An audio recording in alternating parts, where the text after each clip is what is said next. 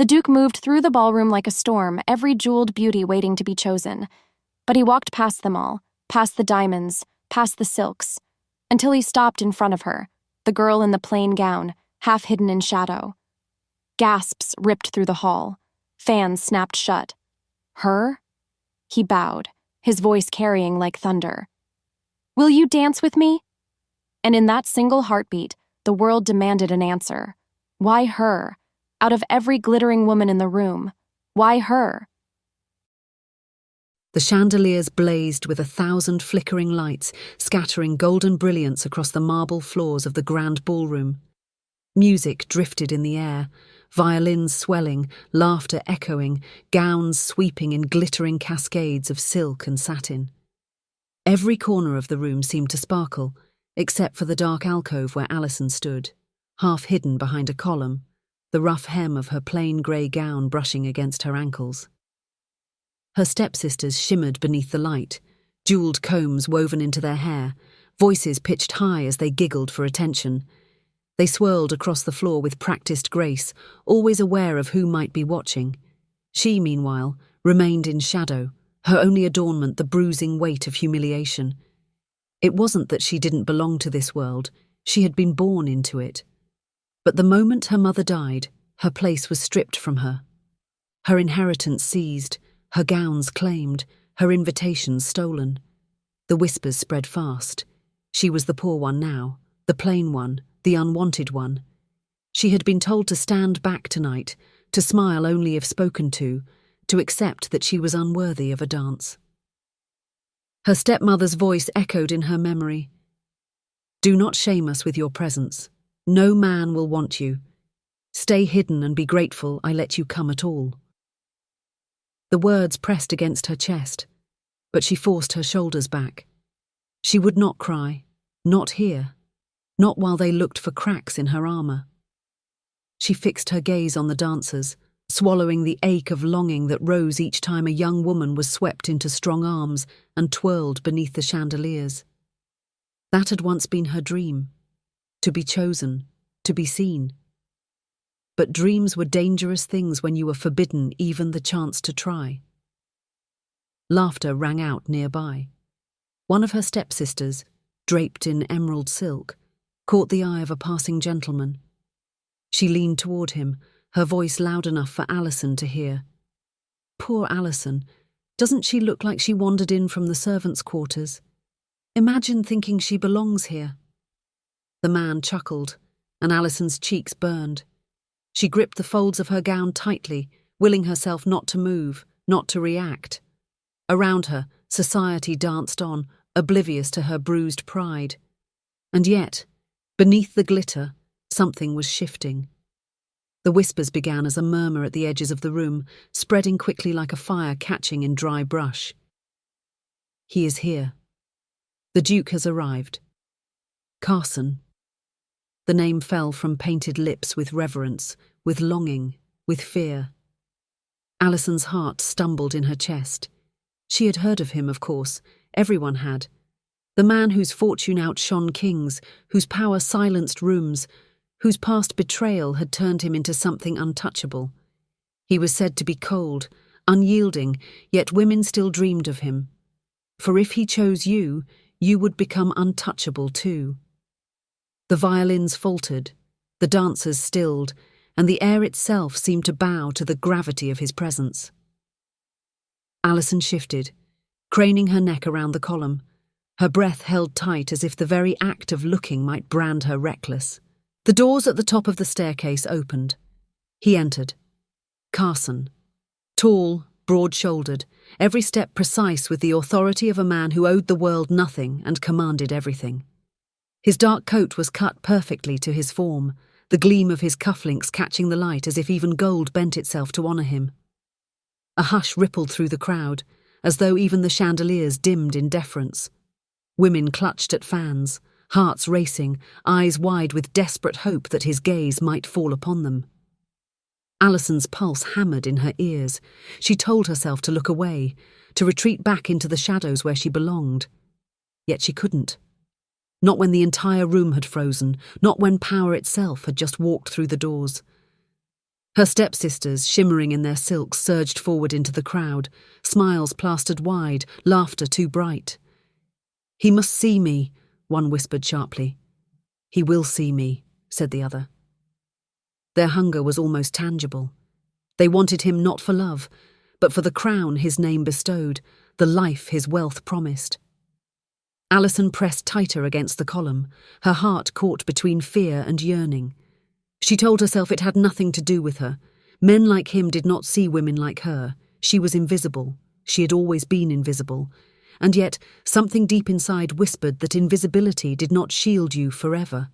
That sometimes, fate had a way of tearing shadows apart. He paused at the base of the staircase, scanning the glittering crowd. The silence was absolute, the anticipation sharp enough to cut. Every woman in the room leaned forward, desperate to be chosen by even the flicker of his gaze. Alison curled her fingers into her palms until they stung. For the first time that night she wondered, not dared, but wondered, what it might feel like to be the one person his eyes found. The violins began again, slow and tense, as if the music itself awaited his decision. He took another step forward, and the crowd seemed to part before him, clearing his path without a word. His expression was unreadable, carved from shadow and light, but his presence spoke louder than words. He was the man everyone wanted, the man no one could reach. And Alison, trembling in her plain grey gown, hidden behind marble and humiliation, felt the strangest shiver down her spine. Because in that charged silence, she had the unshakable sense that the untouchable Duke had not come simply to be admired. He had come to choose. And when he did, the world would never be the same. Have you ever felt invisible until one person truly saw you? Tell us below. The music of the ballroom still echoed faintly in Alison's ears, but her mind wandered elsewhere. It was always like this. One dazzling moment in society, then the inevitable slide into memory, into all the quiet humiliations that had carved themselves into her soul. Years earlier, when the house still felt like hers, she had run her fingers along her mother's piano, striking notes with clumsy joy. Her laughter had filled those rooms. But after her mother's death, the piano lid was slammed shut, the keys forbidden. The stepmother declared the sound unnecessary and locked the room, though Alison sometimes pressed her ear against the door to remember what joy had felt like. Each day after that seemed designed to remind her of her place. Dresses passed down only when seams were worn, invitations intercepted before they could reach her hands. Even her books, her one escape, were rationed, hidden away so she could not waste time in fantasies. If she dared dream aloud, her stepsisters snickered, sharp and cruel. What man would ever look at you? You'll wither away in the shadows. Their words dug deep, though she never let them see her cry. Still, in secret, she nurtured hope. At night she pressed her face to the window and whispered her longing into the stars. Not for riches, she had seen how they corroded hearts. Not for titles, she had watched her stepmother use them as weapons. What she yearned for was love, a hand that would not push her aside, a voice that would not mock, a place where she could breathe without apology. Her stepmother never spoke of love, only strategy. Marriage is a business, she told her daughters, her painted lips curled in satisfaction. Secure power, secure wealth, secure position, nothing else matters. Alison, listening from the corner, felt invisible and aching. She wanted something different. Something her mother once promised was possible, a love chosen freely, not bargained. Meanwhile, whispers of Carson, the Duke, threaded their way through every corner of society. Stories reached Alison's ears in fragments, overheard while she carried empty trays from the dining hall. He had been betrayed once, they said, years ago. The woman he was to marry had abandoned him for another, taking with her more than love, secrets perhaps, or alliances. Some claimed his heart had died that day. Others said he had hardened into stone, building walls so high no one dared climb them. And yet he remained the most desired man of all. His fortune was unmatched. His estate stretched farther than anyone's. His influence in court could tilt the balance of kingdoms. Women competed ruthlessly for his notice, even knowing he never smiled, never lingered, never softened. His coldness was legend. Still, in whispered tones, mothers urged their daughters to capture him, for to win him was to rise beyond reach. Carson himself knew the weight of those whispers. Behind closed doors, his face was unreadable, his posture perfect. He carried silence like a weapon, his words few but heavy. Men who opposed him politically often spoke louder, trying to fill the space he left. But one look from him silenced them. They called him ruthless. They called him unyielding. They never called him broken, though the truth was there, in the way he kept his gaze fixed on horizons rather than people. His rivals circled like wolves. Lords with ambitions whispered of unseating his influence. Some hoped to ensnare him in scandal, others plotted through alliances, thrusting their daughters at him with calculated smiles. But Carson remained distant, untouchable. His betrayal had taught him trust was poison, intimacy was danger. Back in Alison's world, the cruelty grew sharper as she aged. Once she had been permitted to sit at the edge of the table, quiet but present. Now she was left behind entirely.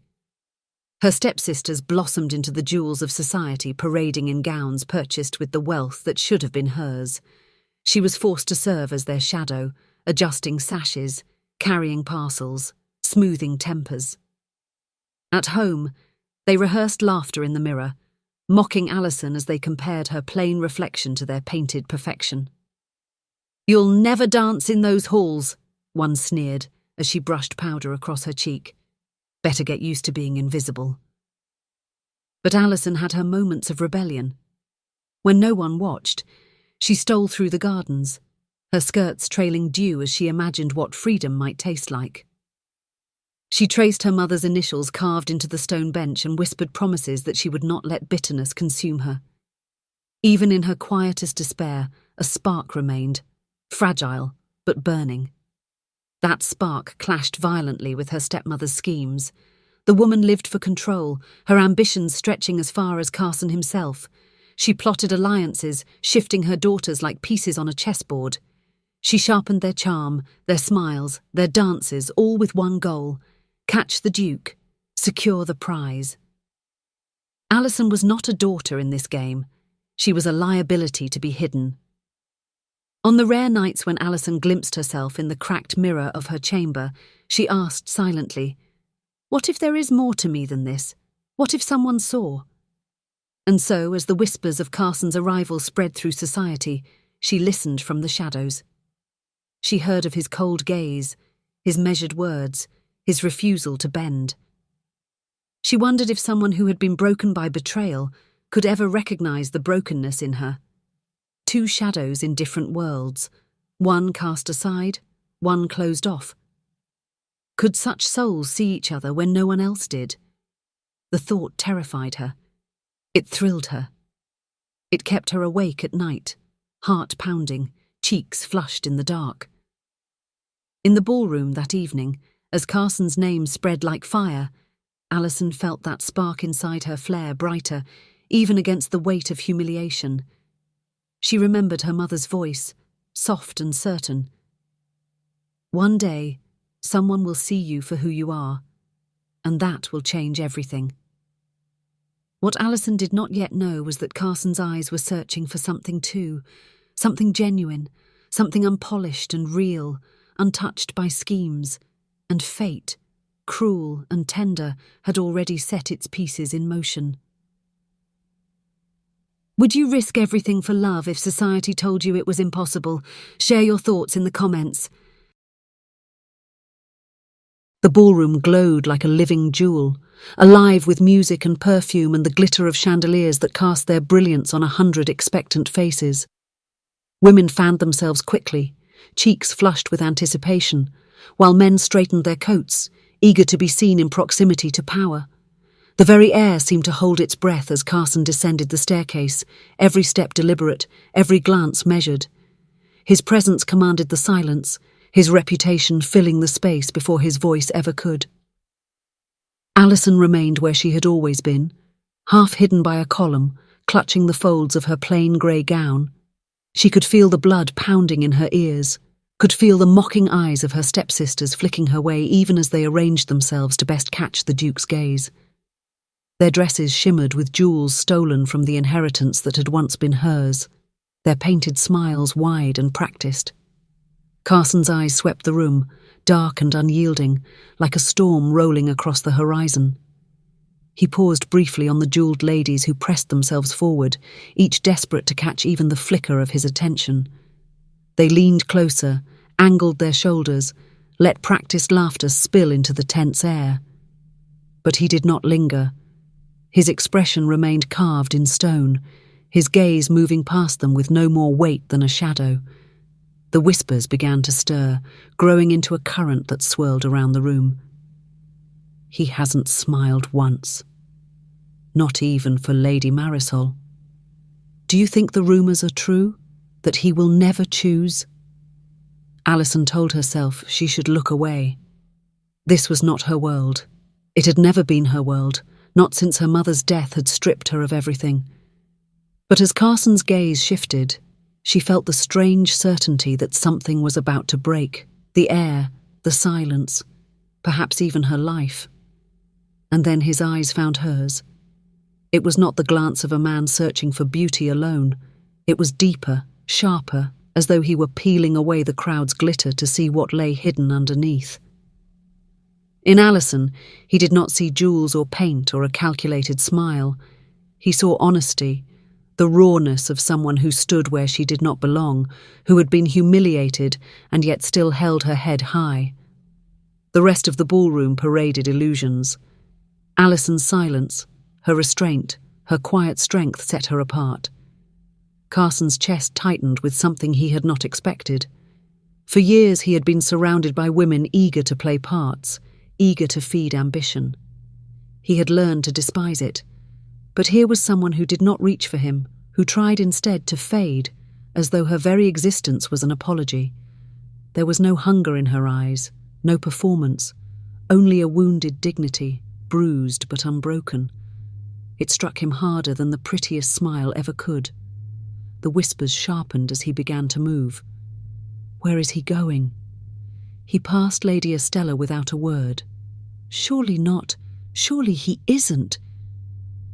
Carson crossed the polished floor with the inevitability of a tide. The crowd parted in his wake, confusion flashing in painted eyes as they realized where his steps were leading. The stepsisters tensed, their faces tight with forced poise, waiting for him to stop before them.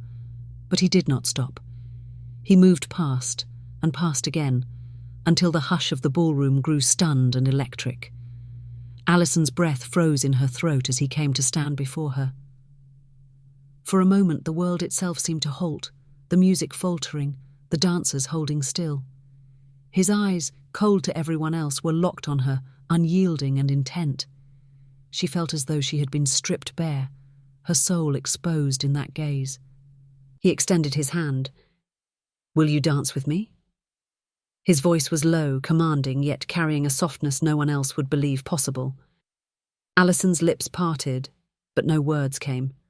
Her heart raced with fear, awe, disbelief. This was not meant for her. The stepsisters' faces, sharp with fury, burned in the corner of her vision. The crowd's whispers swelled into a storm. He asked her. She isn't even dressed properly. She's nothing. Why would he? Her stepmother's fan snapped shut, the sound like a weapon.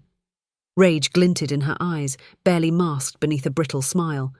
The humiliation was unbearable, for him to choose Alison, the discarded shadow, over her precious daughters. Alison's hand trembled at her side. She wanted to refuse, to retreat into the safety of invisibility. But the Duke's hand remained steady, waiting, as though he already knew her hesitation and would not allow it to rule her. Slowly, with her breath shuddering, she placed her hand in his. The music began again, tentative at first, then swelling as Carson led her into the centre of the floor. The crowd shifted, parting wide, giving them space yet never more suffocating.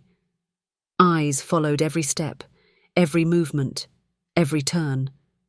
Alison felt as though she were burning, her plain dress brighter than any jewel under the weight of that attention. Carson's hand rested firmly at her back, guiding her with precision, with strength. He did not falter, he did not flinch. His gaze never left hers. For the first time in her life, Alison felt seen, not mocked, not hidden, but chosen.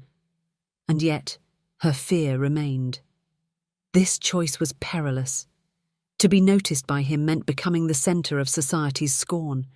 It meant inviting her stepfamily's vengeance. It meant stepping into a storm she was not prepared to weather. "Why me?" she whispered, her voice trembling so faintly he could have ignored it. Carson's eyes softened, though his expression remained controlled. "Because you are the only one not performing, and I am tired of performances." The words struck deeper than any flattery could. He had seen her, truly seen her, in the shadows where she had been told she would never matter. As the music soared and the whispers grew, Alison's heart twisted with terror and wonder alike. She wanted to believe this moment was real, but fear gnawed at her. What would it cost her? What would it cost him? At the edge of the ballroom, her stepmother's smile thinned to venom, her stepsisters' faces twisted in outrage. Already Alison could see it. The schemes, the cruelty, the plots they would unleash. Still, in the centre of the storm, she danced, and with every step, she knew nothing would ever be the same again. The echo of the dance lingered long after the music ended. The crowd had parted in stunned silence, then swelled into a storm of whispers. Carson, the Duke who had ignored every jewelled beauty in the room, had chosen Alison, the one they had all been told to overlook. That single act shifted the air of society, and its ripples spread faster than either of them could control. The morning after the ball, Alison woke in her modest chamber, the thin light of dawn brushing across the cracked mirror. She still half believed it had been a dream. The heat of Carson's hand at her back, the strength of his gaze as he led her across the floor. But the bruising words of her stepmother quickly reminded her it had been real. "You made a spectacle of yourself," the woman spat, slamming a cup onto the table. "Do not think for one moment that his pity glances will last. You've humiliated this family. Do you hear the gossip? They say he must have been bewitched to look your way." Her stepsisters, pale with envy, chimed in with venomous laughter. "It was charity. A cruel joke, perhaps. He'll never speak to you again, not when he remembers who you are. No dowry, no beauty, nothing of value." Alison swallowed hard, clenching her hands in her lap. Doubt gnawed at her. Why me? But she kept her silence. She had lived long enough in shadows to know her voice was ammunition they would twist against her. Yet that very afternoon Carson appeared. He arrived not with fanfare but with quiet authority, his carriage black and gleaming, his coat severe. The servants stumbled over themselves to bow as he entered, and Alison's stepmother scrambled to arrange her daughters like painted dolls at the threshold. But Carson's eyes brushed past them all, falling squarely upon Alison. "I've come to call," he said, his tone cold and formal, but his gaze softer when it met hers. The stepmother's smile cracked, brittle but sharp. "How unexpected, Your Grace. My daughters—" "Another time," Carson cut her off with a flicker of steel in his eyes. "I would speak with Miss Alison." The silence that followed was suffocating. Alison's heart thundered, every muscle screaming at her to retreat, to hide. But Carson offered his arm, and in that quiet, deliberate gesture, the walls of her prison shifted. The stepmother's lips pressed tight. The sisters glared, their envy hot and bladed. And the servants whispered before the Duke had even left the hall. By the next morning, the entire city hummed with scandal. At the milliner's shop, he called for her of all people. At the jeweller's, what does he see in that plain little nothing? At the tea tables, perhaps he has lost his senses, or perhaps she has trapped him. Rumours tangled like smoke. Alison was accused of sorcery, of desperation, of scheming. They said she must have manipulated him, that she had no right to be in his presence. The cruelty cut deeper each day. When Alison walked into a shop, whispers followed. At gatherings, fans snapped shut as women turned their backs. The humiliation pressed heavy, threatening to suffocate her. And still, Carson came. In the gardens, he walked beside her in silence at first, letting her breathe beneath the open sky. Then quietly he asked, "Why do you always look as though you expect to be struck?" She hesitated. "Because that is what I've learned to expect." His jaw tightened, and for the first time she saw not coldness but anger. Anger not at her, but for her. "You deserve better." The words unsettled her more than cruelty ever could. Another day, beneath the shade of a willow, Alison asked the question that clawed at her chest. "Why me?" Carson studied her for a long time before answering. "Because you do not reach for me. Everyone else looks at what I am. You look away, as though you would rather vanish than scheme. That is rare, and I am tired of masks." She lowered her eyes, heat rising to her cheeks. "But the world believes I am unworthy." "The world," he said, his voice rough with conviction, "believes many lies." Their conversations grew, layered with confession. Alison spoke hesitantly at first of her mother, of the way the house had changed after her death. Carson, in turn, admitted more than he had in years, how betrayal had hardened him, how trust had been torn from him so violently he no longer believed in it. Their words built fragile bridges, one plank at a time, across a chasm neither thought could ever be crossed. But society was relentless. At a gathering weeks later, Alison entered the ballroom on Carson's arm. The air thickened with disapproval. Women whispered behind fans, men sneered into their cups. Her stepmother stood at the edge of the crowd, feigning pride while her eyes flashed venom. And then came the public strike. One of her stepsisters, her smile brittle with envy, accidentally spilled wine down Alison's gown. Gasps rippled. "So clumsy," the girl said sweetly, her voice pitched to Carrie. "I suppose she isn't used to fine things." Alison froze, the sting of humiliation burning hot. The crowd leaned closer, eager for her to crumble. But before she could retreat, Carson stepped forward. He stripped off his own black coat, draping it firmly around her shoulders.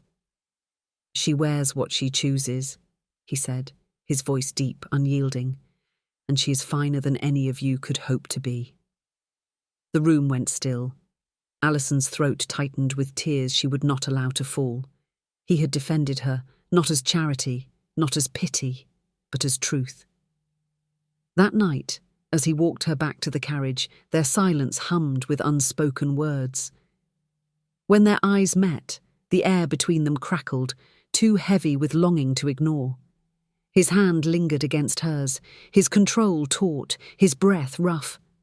For a moment, she thought he might kiss her. But he pulled back, his gaze storm-dark. "Not yet," he murmured. The ache of restraint twisted through her chest. The world was closing in, sharpening with cruelty, yet here in the fragile shelter of his presence, something dangerous and undeniable grew. And for the first time, Alison began to wonder if love was not only possible, but already threading its way between them, stronger perhaps than all the lies society hurled. The storm of whispers had not faded since the night Carson first claimed Alison's hand in the dance. If anything, the storm had grown louder, sharper, and more dangerous. It followed her into every hallway, every gathering, every fleeting moment of peace. She heard her name in tones of mockery, felt the daggers of envy in every glance, and knew that each step she took was on a floor already slick with the malice of those who wanted her gone. The worst whispers, however, did not come from strangers. They came from her own home. One evening, Alison returned earlier than expected from a carriage ride with Carson. The lamps were dim, the house quiet save for the muffled sound of voices drifting from the drawing room. She moved carefully, her soft slippers silent against the rug. It was her stepsisters and her stepmother, speaking in tones too sharp and hurried to be casual.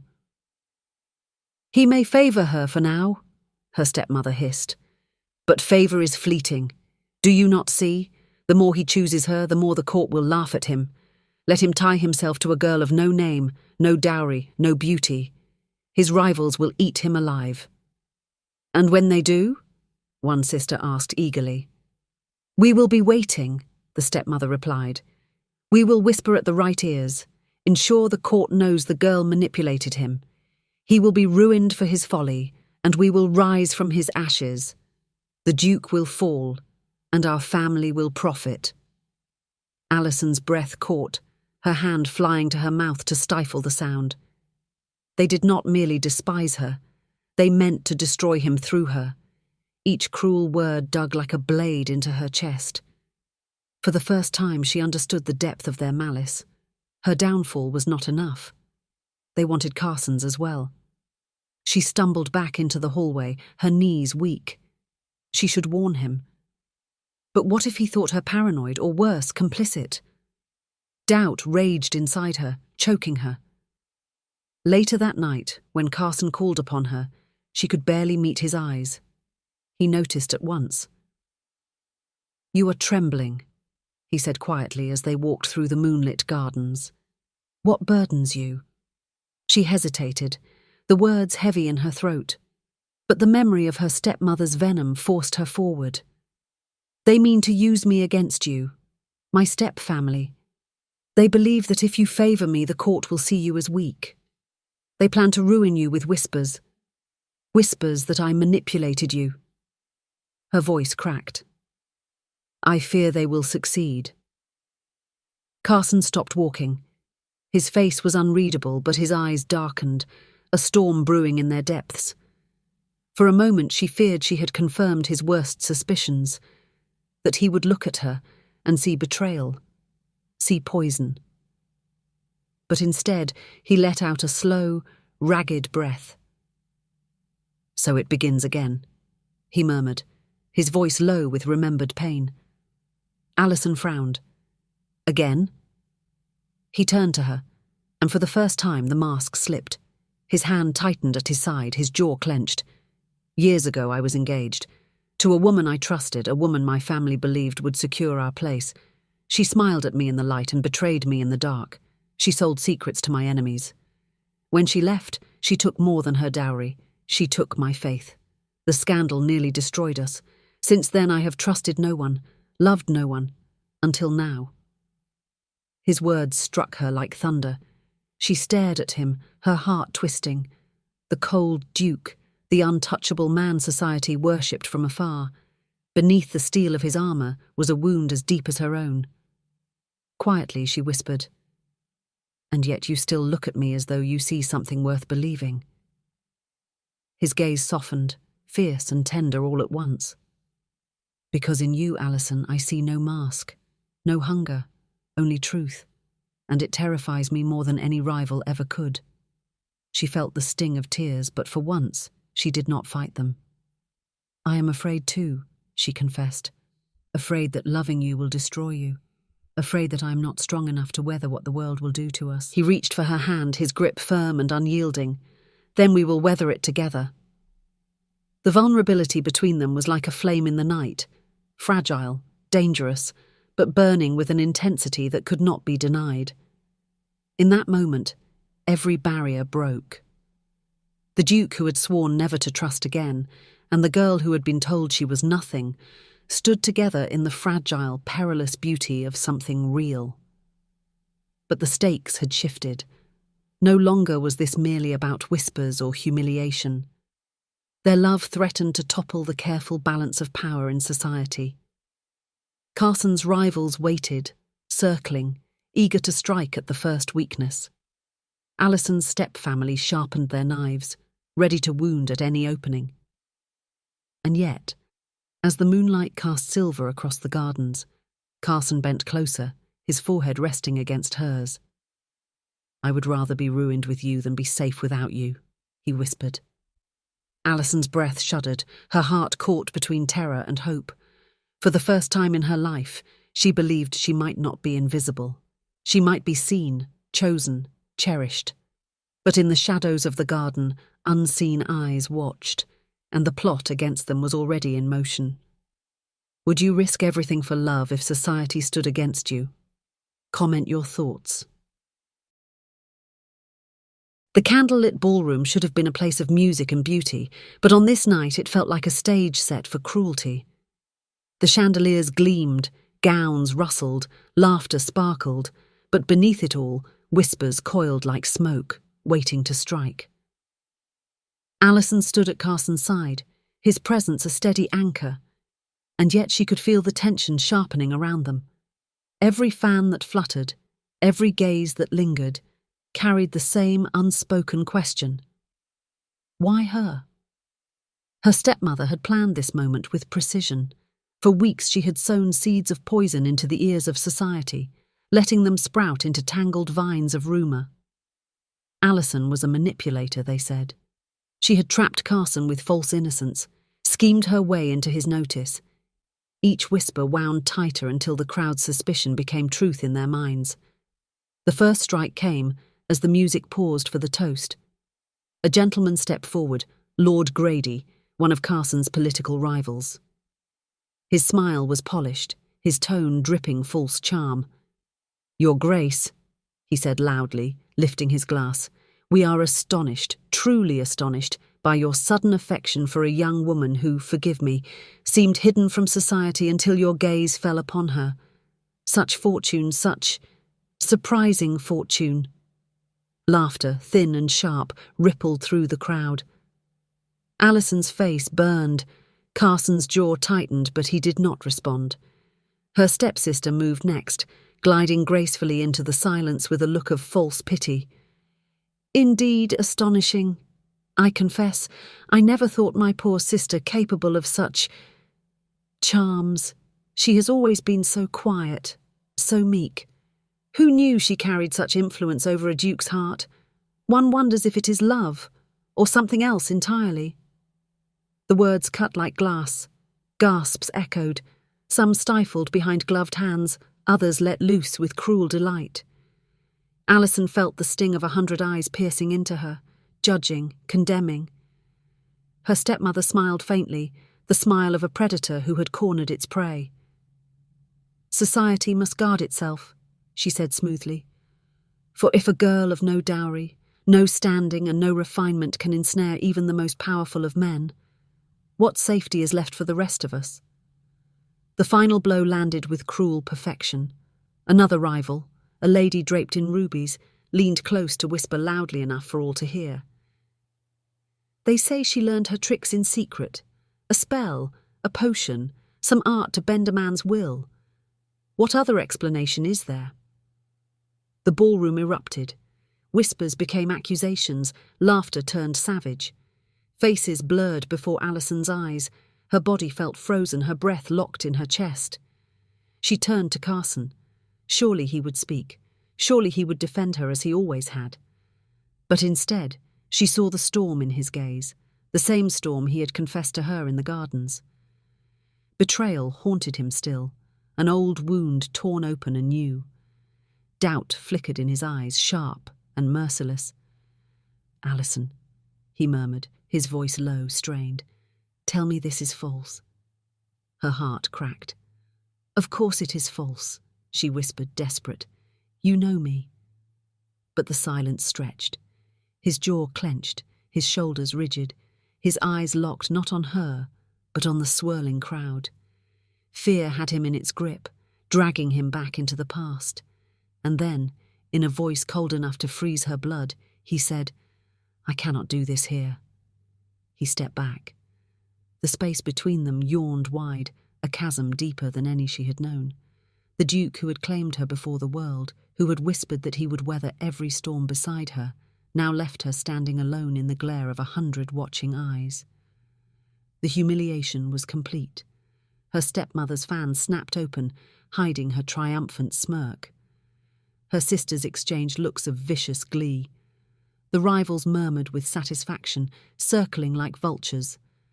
And society, cruel, heartless society, mocked her with every glance, every whisper, every laugh. Alison fled the ballroom, her skirts catching against the marble steps as tears blurred her vision. She burst into the night air, gasping, clutching her chest as though she could hold her heart together by sheer will. But nothing could stop the shattering. Carson did not follow. The days that followed were a haze of cruelty. She could not step outside without hearing her name twisted into something ugly.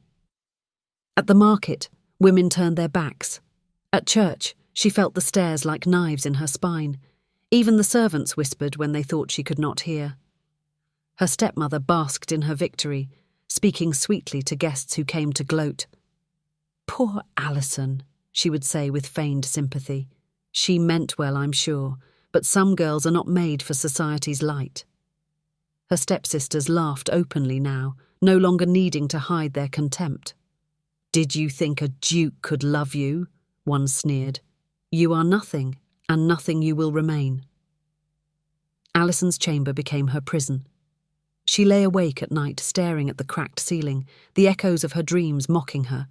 She had believed for one fragile moment that she could be loved, that she could be chosen, that someone might see her not as a shadow, but as herself. And now, it was gone. She remembered Carson's words. "I would rather be ruined with you than be safe without you." How cruel they felt now, when his fear had driven him away. How foolish she had been to believe them. Her mother's memory haunted her most. "One day someone will see you for who you are," her mother had promised. But Alison wondered if that day had already come and passed, leaving her emptier than before. In the stillness, she pressed her hand to her chest, whispering through her tears, "I should never have hoped." The world outside moved on, indifferent. Society mocked, her family gloated, and Carson kept his silence. For Alison it was the darkest hour. Her dreams of love and belonging lay broken at her feet, and the shadows that had once been her prison threatened to swallow her whole. And she feared that this time she would not have the strength to step back into the light. The night after Alison's humiliation, the Duke's estate was a fortress of silence. Carson paced the length of his study, the fire hissing and snapping as though it shared his unrest. His glass of brandy sat untouched, his hand flexing at his side as if he might wrestle the truth out of the shadows. He had left her. He had looked into Alison's eyes that had only ever held honesty, warmth, and trembling hope, and turned away. And the sound of her breaking, though she made no noise at all, haunted him. Yet fear had chained him, fear of betrayal, fear of becoming the fool he had once been. But fate has a way of laying truth bare. That very evening, as he paced, a quiet knock came at his door. His steward, Tobias, bowed low. "Forgive me, Your Grace, but I thought you should know. The Lady Estella has been spreading whispers at tonight's gathering, claims that Lady Alison bewitched you." Carson's lip curled. "So they are emboldened now?" Tobias hesitated. "More than that. She claimed the words came from Lady Alison's own stepmother. She even boasted of helping craft the story. I thought you might wish to know." The fire popped, sending sparks upward. Carson stilled. "She boasted?"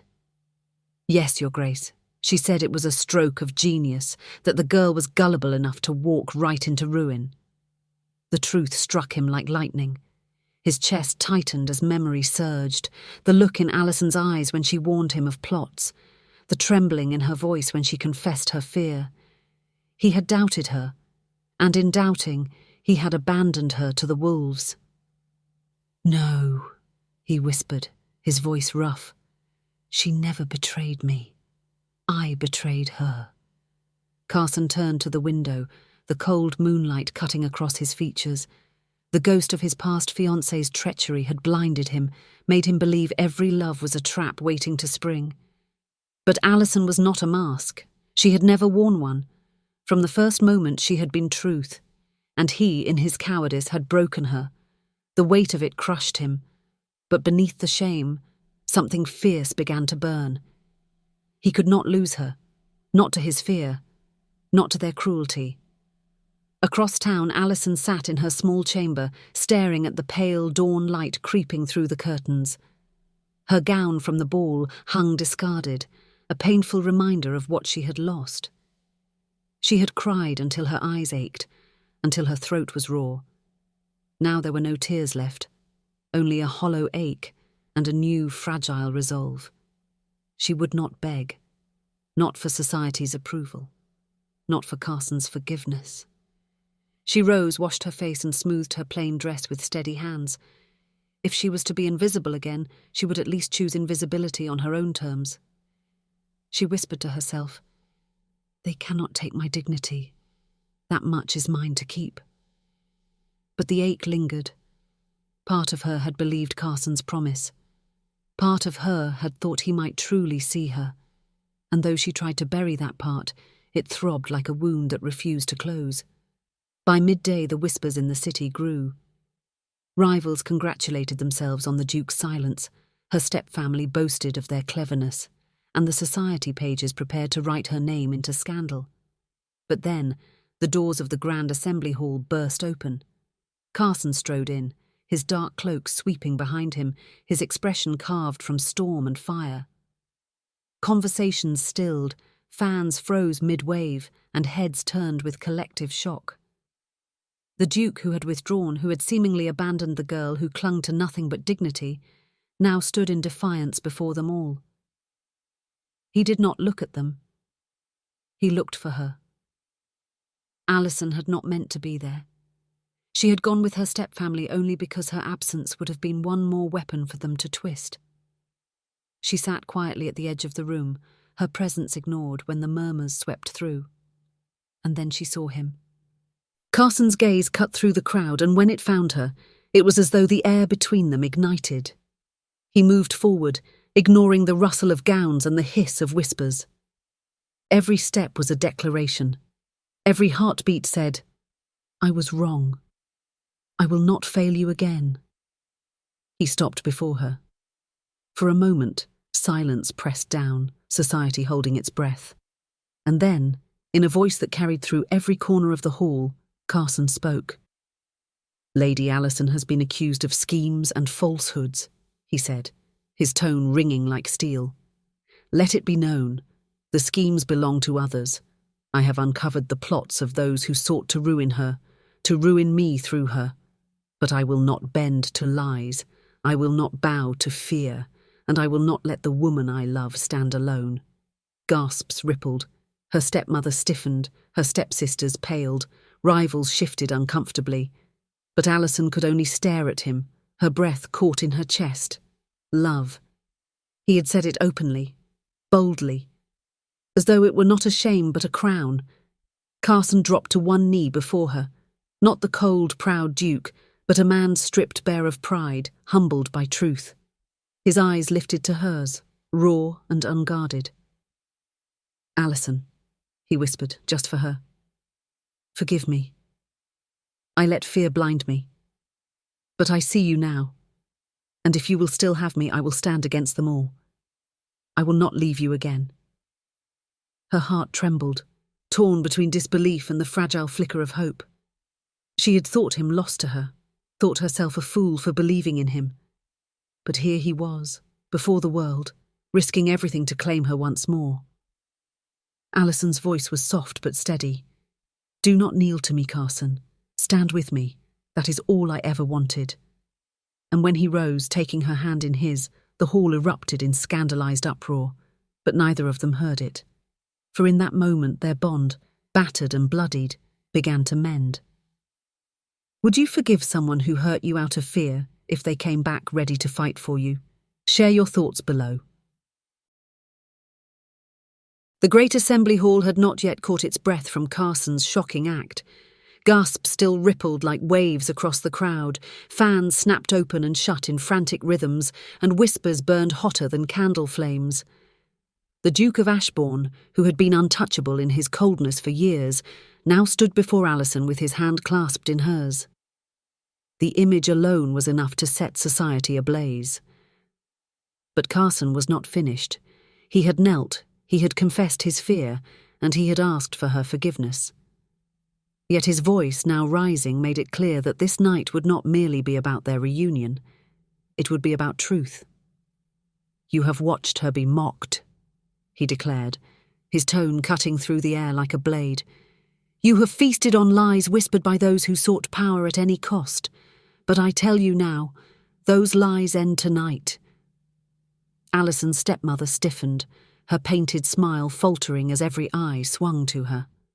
Her daughters clutched at her arms nervously, their earlier smugness bleeding into panic.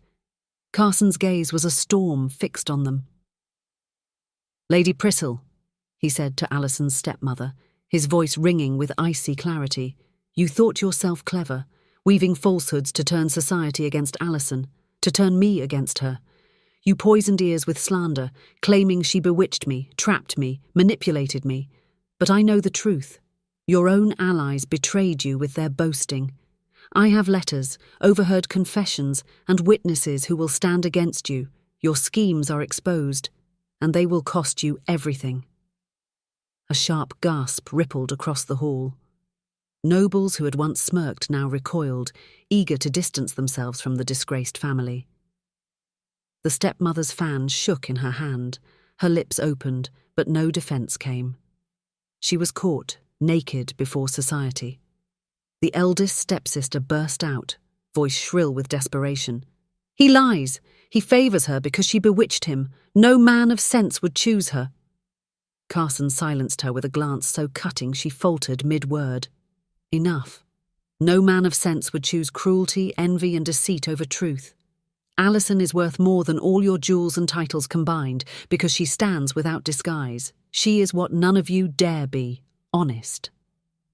The crowd shifted, scandalous murmurs rising, but with them came something else, something unexpected. Applause. It began with one gentleman, then another, until hands clapped boldly.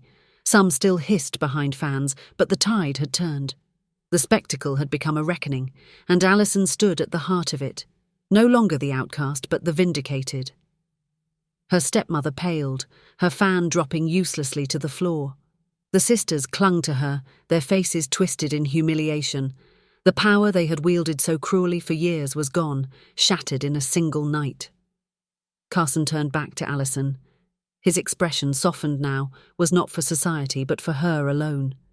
He lifted her hand to his lips, his voice dropping to a vow that still carried to every corner of the room. "Alison," he said, his voice rough with unguarded emotion, "I once told you I was weary of performances. And now, before every soul here, I will give you the only truth that matters. I love you. Not as a possession, not as a prize, but as my equal, my partner, my heart. If the world stands against us, let it. I stand with you." Alison's breath caught, her eyes stinging with tears she could not hold back. For so long she had been invisible, mocked, discarded. And now, in the very place where she had been humiliated, the man she loved held her openly, daring the world to defy him. Her voice trembled, but her words rang clear. "I choose you too, Carson. Not because of your title, not because of your power, but because beneath it all you see me. And that is all I ever longed for." The hall seemed to still, the scandalized whispers evaporating into the charged silence. Then Carson pulled her into his arms, and their lips met in a kiss that silenced the rest. It was fierce, it was unashamed, and it was final. This was no passing fancy, no manipulation. It was love, raw and defiant, blooming in the very heart of a society that had tried to crush it. The nobles erupted, some with gasps of outrage, others with cheers. But none could deny what they had seen. The Duke had chosen, and he had chosen Alison. The step-family shrank back, stripped of influence, their schemes exposed. Lord Grady and other rivals slipped into the shadows, their plans crumbling to dust. And in the centre of it all, Carson and Alison stood victorious, hand in hand, unbroken. The girl who had once been cast aside had been claimed not as property, but as partner. The man who had once been hardened by betrayal had found healing in her truth. And together, Before the watchful eyes of all who had doubted, they claimed each other openly and forever. The assembly hall had emptied by dawn, but its echoes lingered in every corridor of the city. What had begun as a stage set for Alison's final humiliation had ended as the theatre of her triumph. By morning, tongues wagged not of her disgrace, but of the Duke's defiance, of love declared against the weight of tradition, and of a stepfamily's downfall so swift that even their closest allies refused them shelter. Alison, once invisible, awoke to a different world. When she stepped into the marketplace, the stares that had once cut her like knives now softened into nods, curtsies, and whispers of respect. The woman they had mocked as plain and powerless had become something more dangerous. She had become unforgettable. Not because she had schemed, as they once claimed, but because she had endured, and because she had been chosen not as a token, but as an equal. At the Duke's estate, Carson walked the halls that had so long felt empty and cold. For years, betrayal had frozen him, had taught him to build walls of stone around a heart that once longed for warmth. But now, every step echoed with the promise of something new. When he passed the great windows, he no longer saw only his own reflection. He imagined Alison there beside him, her laughter softening the edges of a life that had grown too sharp. He found her in the garden that afternoon, where spring blossoms spilled their fragrance into the breeze. She stood beneath the willow, her fingers brushing its trailing branches, her face lifted to the sun, as though she were breathing in freedom itself. For a moment, he stood silently, watching, overwhelmed by the truth that he had nearly lost her, not to death, not to scandal, but to his own fear. "Alison," he said quietly, his voice rough with something he had never dared let anyone hear before. "Peace." She turned, her lips curving into a smile both tender and unsteady. "You came." "Always," he replied, stepping closer until the light caught the softness in his eyes. "And this time, I will not falter. I was a fool to doubt, to let ghosts of betrayal steal what was right before me. But no more. You are not a shadow, Alison. You are my light, and I will spend the rest of my days proving worthy of the gift you are." Tears glistened in her eyes, but her chin lifted with quiet dignity. "You need not prove anything, Carson. You chose me when the world said you should not. That is enough." He reached for her hand, pressing it to his chest where his heart beat fiercely. "Then let us choose each other, every day from this one forward." Her answer was a whisper, but it carried more power than any proclamation they had made before the crowd. "Yes." The wind stirred around them, scattering petals across the grass like blessings. When he kissed her then, it was not the desperate defiance of the ballroom, but the tender seal of a promise kept, a vow of new beginnings. In the weeks that followed, society shifted. Some clung stubbornly to old prejudices, but many more embraced the change. The Duke and his chosen lady became a symbol whispered of in tea-houses and written of in quiet letters, that love could defy fear, that dignity could rise from ashes, that truth could topple lies. Even rivals who had once mocked now looked on with a mix of awe and envy. The stepfamily, stripped of influence, faded into obscurity. Their cruelty, once masked by power, was now remembered only as cautionary tale. Meanwhile, Alison found herself seated not in corners but at Carson's side, her voice sought, her presence admired. She carried herself not with arrogance, but with the grace of someone who had once been nothing, and had discovered the strength of being everything to the one who mattered most. And Carson, no longer the cold, untouchable Duke, softened beneath her hand. The man who had once lived like a fortress now lived like a man reborn, his laughter returning, his trust rebuilt, his heart unchained. One evening, as twilight painted the sky in strokes of violet and gold, he led her to the balcony overlooking his lands. The fields stretched endless, the horizon vast, but his gaze was only for her. "This estate, this title, this life," he said, his arm wrapping around her. None of it means anything without you. Together we will make it more than inheritance. We will make it a home." She leaned into him, her head resting against his shoulder, and for the first time she believed it. Not just in the love he offered, but in the destiny they would build. The world had tried to script her story as tragedy. Instead, she had rewritten it in ink of courage, dignity, and love. And so, as the stars rose and the night embraced them, Carson pressed a kiss to her hair and whispered, "This is only the beginning." Alison smiled, closing her eyes against the steady beat of his heart. Yes, our beginning. Do you believe true love can rewrite destiny? Share your thoughts in the comments.